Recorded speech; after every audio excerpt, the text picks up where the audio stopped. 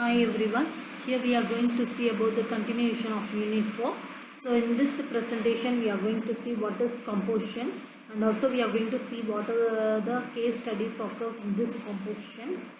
Then we are going to see about the crime pattern and investigations about the crime patterns and its judgments. Let me see one by composition. So that is the composition. The commission will comprise the chairperson and it not less than 2 and more than 6 members appointed by the central government. So Ashok Chawla is the current chairperson of CCI. So the members of the Competition Commission of India are M.L. Tayal, S.L. Bankar, Sudhir Mittal, Augustine Peter, U.C. Nata.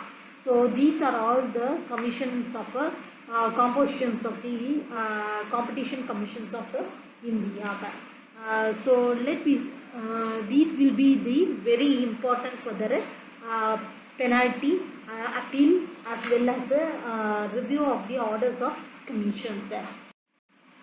Next we see about the case studies. So the first thing will be the case study which is between the T-Board of India versus ITC Limited. So here the arguments are given by the plaintiff. So that is according to the plaintiff, the defendant has infringed the registered geographical indication rights which is having the fraud and the malice intentions, and the rights of the plaintiff are being hampered in this way. So the defendant has fraudulently used the tag of a geographical indication in naming one of its business premises as Darjeeling Long, which is registered as a GIR. So the defendant, having the malice intention, used the name Darjeeling for the presentation and sales of goods. So the defendant has disguised its customers by suggesting the goods which is sells at the said Darjeeling Long, which is originate in the said geographical area. So the defendant, by using the registered GI, has hampered the rights of a plaintiff, which is sells the defendant misleads its customers, telling them that the products are originated from the designated place of origin. So the use of the name Darjeeling for the purpose of the said long and for the purpose of publicity and selling of goods has created an unfair competition, and the plaintiff can use his right of passing off and the other rights for matter. So here is that the defendants will use the name Darjeeling for naming the long, advertising, selling products against the honest trade practices. So the defendant will be used the impugned name Darjeeling for the purpose of long has threatened the commercial activities of persons who are actually in the business of the Darjeeling tea.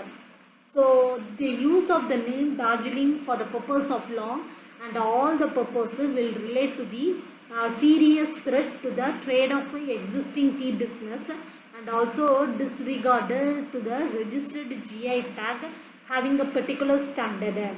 So the wrongful acts will be defendant using the Darjeeling name and the logo is highly misleading to general public as regards the nature or manufacturing process or characteristics of the goods which is actually sold in the said long.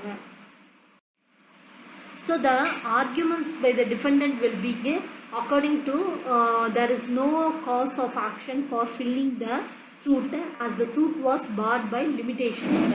So since the plaintiff had only certification trademark, no right or cause of actions could arise for the plaintiff under such certification trademark against the defendants using the Darjeeling law in view with the Trademark Act.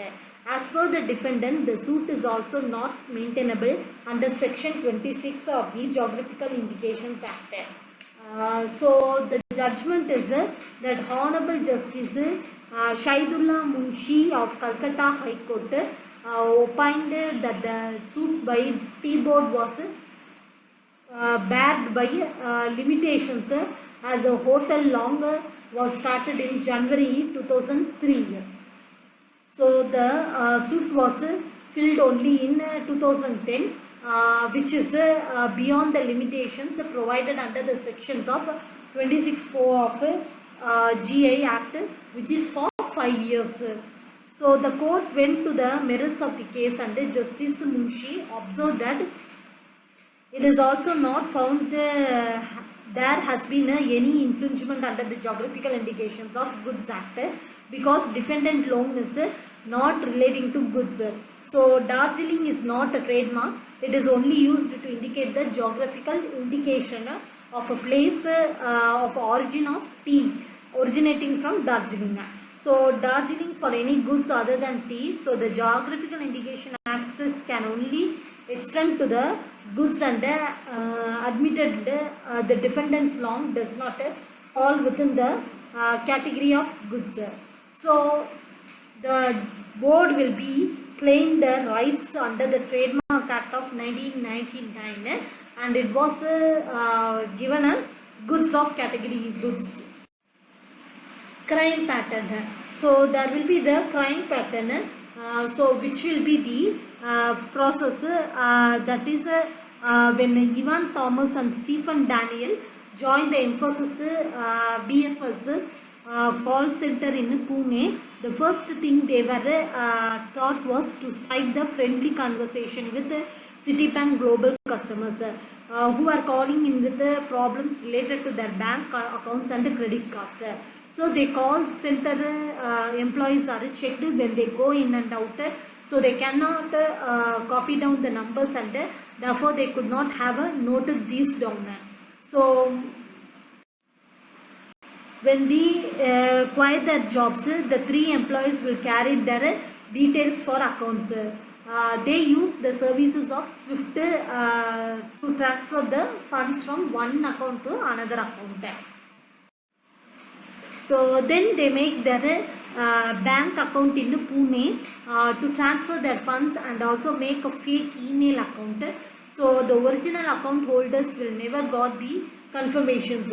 So they will got the different processes and it should be neither Citibank nor Infosys which is deducted anything amiss after the first illegal transfer in November 2004.